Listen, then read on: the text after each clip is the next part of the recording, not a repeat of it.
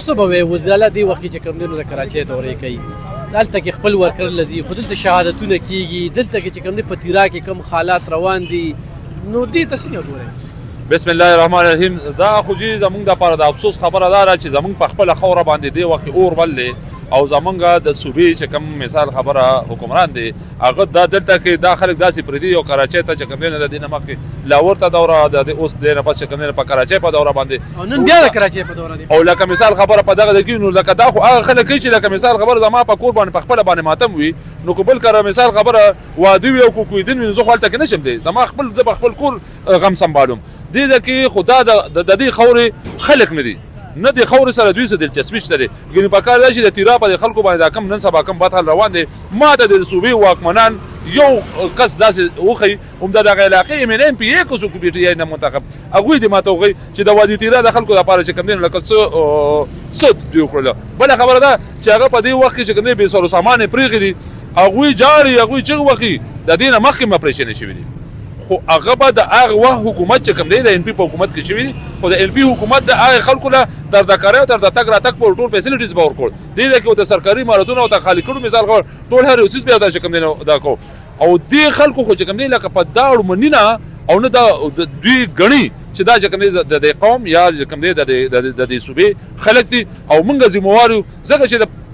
د وزیر اعلی په منصب چې کوم خلک ناست دي نو هغه سره دا څلور کروړه یا سره پاس څلور کروړه چې کوم د صوبې دغه دي د دې ذمهوار دی د دې د ټولو ستونزو د دې د ټولو ذمهدارو دې ذمهدار دی دا به دې پوره کوي خو افسوس خبره دا ده چې دا سړی چې کوم دی یا دا پارټي دا د دې خورې خلکو سره د سره مخلص نه دي بل احتجاجونه آیا حل دی بس احتجاجونو چې په اتمه فروری باندې بیا احتجاج ورکړی نو احتجاج نه علاوه دوی به نور څه نه کوي الف خان وروره دې نه مخکې ما یو خبره کړې وه چې که یو پارټي احتجاجونه کوي دي خو ګوره جي لکه د عوامي نشل پارټۍ یا د جماعت اسلامي یا د جمعیت یا د نورو پارټو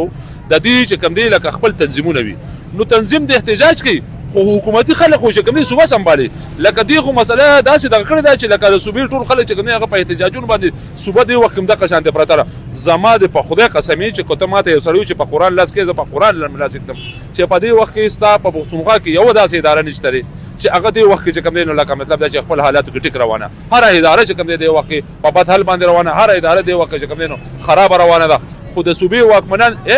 دې حده پورې چې لکه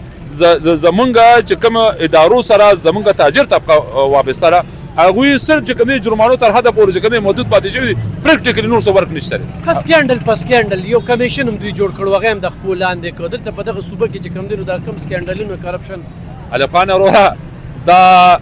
د سهیل افریدي کنکپ غل نواله تر د لاندې پورې دا ټول غلي دي او که یو سړی وایي چې زه دروغ وایم نو هغه دې راشي هغه دې 3 کړنې طلاق وکړي هغه دې قرآن وخوري چې دروغ وایم دا ټول غلي دي که دا غله نو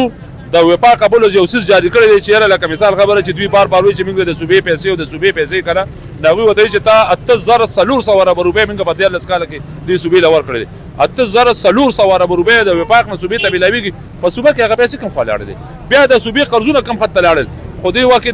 د پلي حکیم غونډه کې مثال چې کوم دی د قصابۍ په تخت باندې به لري حکومي قرضول هغه منصب د 200 ارب روپو مالک دی